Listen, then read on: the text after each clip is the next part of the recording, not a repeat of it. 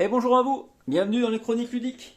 Aujourd'hui, on se retrouve pour un nouveau déballage et cette fois-ci, ça va être sur Dune Imperium de Paul Denen par Legendary et Direwolf apparemment.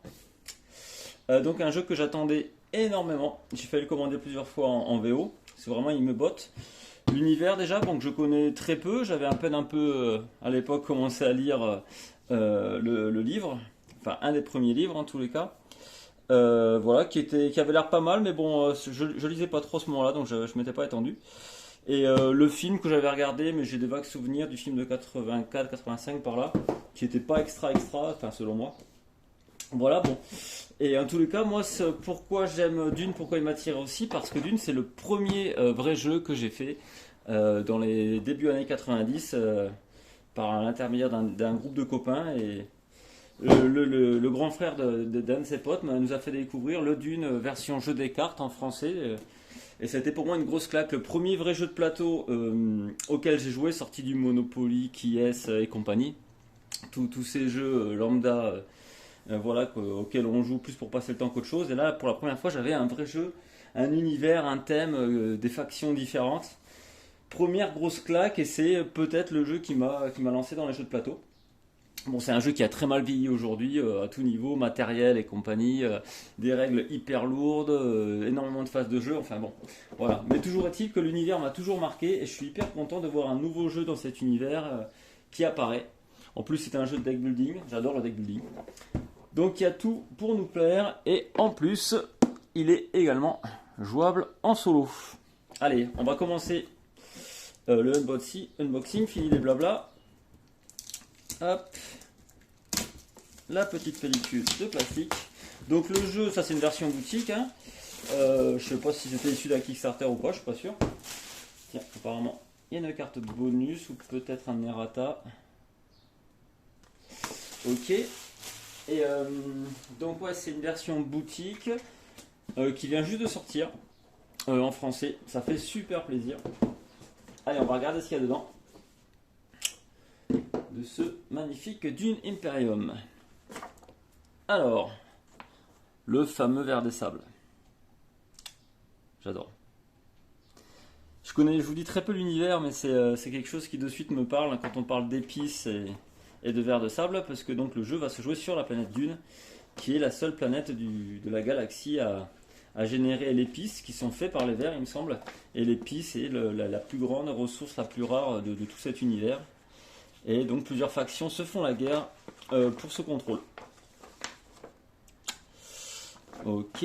Alors ce qui est intéressant, c'est que d'après ce que j'ai compris, les différents artworks sont issus du prochain film, celui de Dominique Villeneuve, qui devrait sortir en septembre, si je ne m'abuse.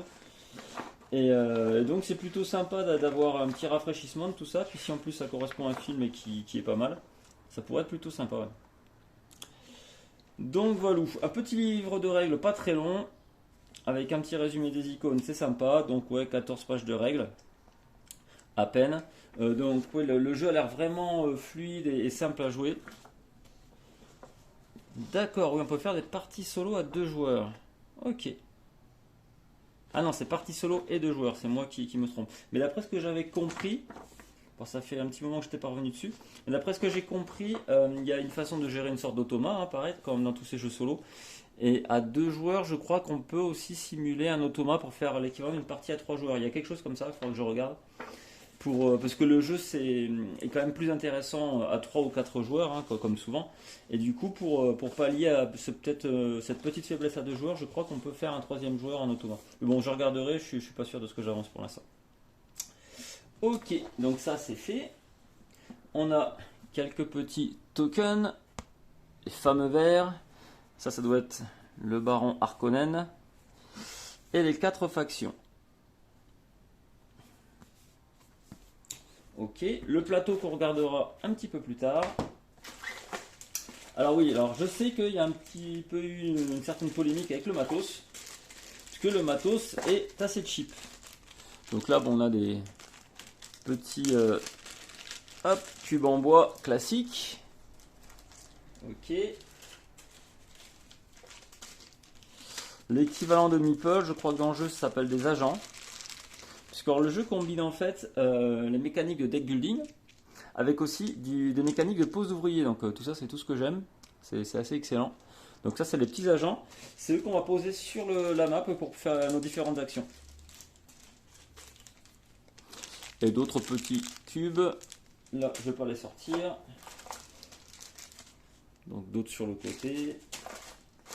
Donc ouais, la polémique, c'est aussi entre autres par rapport à ces ressources qui font assez cheap. Celle-là, les limites, je pense, c'est pas les pires. Donc ça, c'est censé représenter des gouttes d'eau. Parce que l'eau, évidemment, sur une planète désertique, c'est aussi hyper important. Donc on va devoir gérer l'eau.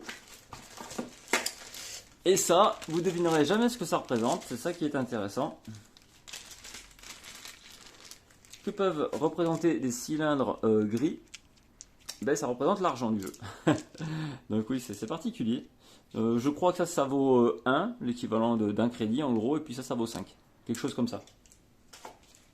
Et ça, c'est pareil pour tout. Hein. Donc là, on a l'épice. Bon bah ouais, c'est orange, on peut imaginer, mais c'est vrai que ça fait très cheap. Ouais. Alors le jeu, c'est l'auteur de Clank. Clank qui n'est plus à faire découvrir. Voilà. C'est un jeu excellent, Clank, à tout niveau. Et qui a beaucoup d'extensions, donc je suppose, et ce serait pas mal, que l'auteur exploite un peu plus le filon et puis nous sorte quelques extensions pour ce jeu-là. Pourquoi pas des extensions matérielles. Je sais qu'il existe une version, c'est pas une version de luxe, c'est une boîte supplémentaire avec des petites figurines en fait qui vont remplacer dans le jeu ces petits cubes. Parce qu'en fait ces petits cubes ce sont vos soldats dans le jeu. Voilà, donc oui, ça ressemble à tout sauf à un soldat. Mais il existe du coup cette extension, mais qui vaut au moins aussi cher que le jeu, plus actuellement elle est chopable qu'en import, donc avec les frais de port, je vous laisse imaginer. On doit avoisiner facile les 50-60 euros, si c'est pas plus, rien que pour les figurines. Et donc ça remplace essentiellement ces figurines et je crois ces tokens là. Peut-être le verre de sable, je suis pas sûr, mais les tokens des 4 factions du jeu. Alors ça, ce sont pas nos factions, c'est les factions vers lesquelles on va pouvoir générer l'influence. Et celui qui a le plus d'influence récupérera le token. Donc à la place, vous aurez avec cette extension une figurine. Bon, est-ce que ça vaut le coup de dépenser 50, 60 balles, voire plus pour juste quelques figurines? Je sais pas. Là, c'est chacun qui voit midi à sa porte. Hein. Alors, les cartes que l'on a, ça doit être des cartes d'armée, d'action, d'événements, des choses comme ça. C'est toutes les mêmes ou pas? C'est quoi leur dos? Dune, Imperium, en français. Donc, des cartes de conflit de niveau 3, 2 et 1. Ok. Alors, donc ouais, ça c'est ça. Ça, en fait, ce sont chaque tour. Je crois que le jeu il se joue en 9-10 tours, quelque chose comme ça. Chaque tour, on va avoir du coup une carte comme ça, où celui qui aura la majorité dans la zone de conflit gagnera des bonus. Je crois que ça, ce sont directement des points de victoire. On a de l'eau, de l'épice, des épices. Je ne sais pas ce que c'est. Le point d'interrogation. Ça doit être des crédits, je suppose. 6 crédits, 4 crédits, 2 crédits. Donc il y a quelques cartes. Des cartes intrigues. Ça, par contre, ça ne me parle pas du tout. Ça me parle pas. Si vous avez une alliance de factions. Donc peut-être des objectifs secrets, pareil. Peut-être qu'il y a du solo là-dedans. Ça, j'ai pas vu encore. Bon, là, c'est pareil. En plus, présentation du matériel.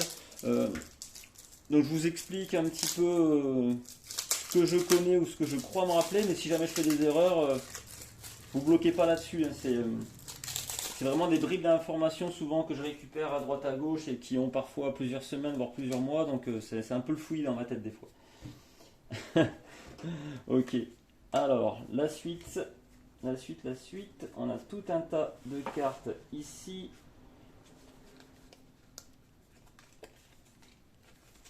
Donc sûrement les cartes, je suppose, du marché. Donc des cartes de grand format, ça j'aime bien. Grand format, qualité moyenne. Ok. Donc apparemment, hein, ça serait tiré directement du design du film, à voir. Alors peut-être pas ces dessins-là, ou alors retravailler un peu, j'en sais rien. On verra ça si le film sort un jour. Parce que... Donc comment ça se lit une carte, juste rapidement, je vous dis encore une fois, je ne suis pas à fond sur les règles encore, mais ce que je sais, toujours l'image, le nom de la carte, et vous allez pouvoir, ça doit être son coup, et la carte on peut l'utiliser de plusieurs façons. On peut soit l'utiliser ici pour envoyer vos agents sur ces emplacements là, donc là en l'occurrence sur ces deux cases là, ou alors utiliser l'action grise ici, en gros.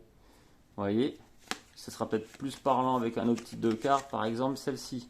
Donc lui, soit on l'envoie sur cette zone-là, soit on utilise cette action qui est là. Et ce qui est intéressant dans ce jeu, c'est que comme on va avoir, je crois, une main de 5 ou 6 cartes, quelque chose comme ça, et qu'on n'a que 2 agents, on utilise une carte pour envoyer quelque part notre agent sur le lieu de la carte, et les cartes qui nous restent en main, en fait, donc je pense qu'on doit pouvoir l'utiliser pour les actions qu'il y a là, mais surtout celles qui ne sont pas utilisées vont nous rapporter la ressource du bas. Donc tout l'intérêt de ce jeu, c'est à la fois de combiner deck building et pose ouvrier, c'est chouette, mais en plus de savoir comment on va utiliser ces cartes, soit pour leur effet immédiat, soit pour leur effet fin de tour lorsqu'on les garde et qu'on les renvoie dans notre pioche directement.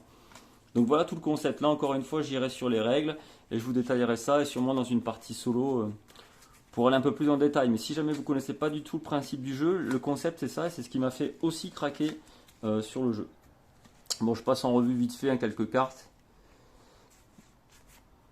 Les fameux Fremen, le peuple de Dune, qui vit avec des combinaisons qui leur permettent de recycler les différents liquides corporels pour avoir de l'eau en permanence. Ok. La station voyage spatial de la Guilde, qui est une des factions de Dune. On voit l'empereur.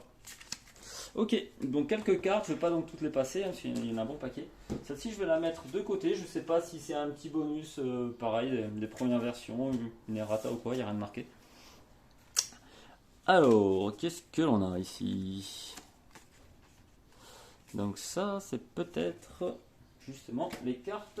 On va regarder ça. Pour le solo peut-être. Qu'est-ce qu'ils nous disent ici? Donc on avait les cartes conflits, les cartes d'intrigue, le baron, ils en parlent même pas, ou alors je ne les vois pas. Si. Utilisé uniquement lors d'une partie solo ou à 2 joueurs. Voilà, les cartes maison égale, ça doit être ça alors. Donc ça doit être pour le solo, sûrement pour envoyer l'IA faire des actions particulières. Ok, sympa. Donc ça, c'est bon. On va se prendre les différents dirigeants. Les fameux Atreides, qui sont l'équivalent des gentils dans Dune, face aux Harkonnen. Donc apparemment... Ah, c'est mignon, petit. D'accord. Ah, c'est cool, on peut jouer avec un dirigeant et prendre un de ceux dont on ne se sert pas pour avoir un résumé, un rappel des règles, c'est plutôt pas mal. Tac tac, donc ils ont sûrement des capacités particulières, ça j'aime bien. J'aime beaucoup quand les joueurs sont différenciés comme ça, là ça permet de personnaliser, c'est cool.